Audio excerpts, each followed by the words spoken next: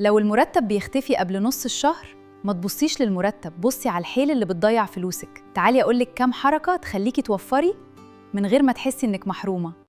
قبل ما تشتري أي حاجة، افتحي التلاجة والدولاب هتتفاجئي إن عندك حاجات كتير مستخبية بس عاملة نفسها مش موجودة. بواقي الأكل ما تترميش، رز امبارح ممكن يبقى رز بالخضار، والفراخ الباقية تدخل في سندوتشات أو حشوة، يعني الأكل ياخد فرصة تانية بدل ما يروح الزبالة.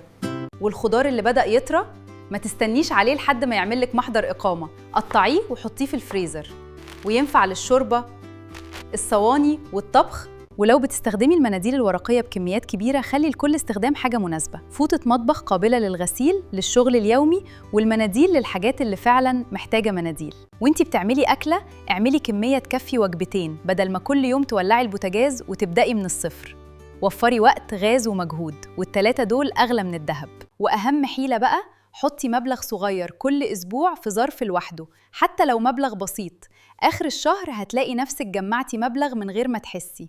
وانتي بتعملي أكلة، اعملي كمية تكفي وجبتين بدل ما كل يوم تولعي البوتاجاز وتبدأي من الصفر. وفري وقت، غاز ومجهود، والتلاتة دول أغلى من الذهب. كمان ما تشغليش الأجهزة من غير لازمة.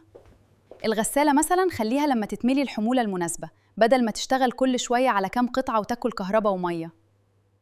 اعملي يوم في الأسبوع اسمه لاجة، يوم تصفية التلاجة، استخدمي فيه كل الكميات الصغيرة، حتة جبنة، شوية خضار، نص فلفاية، كله يدخل في أكلة واحدة حلوة.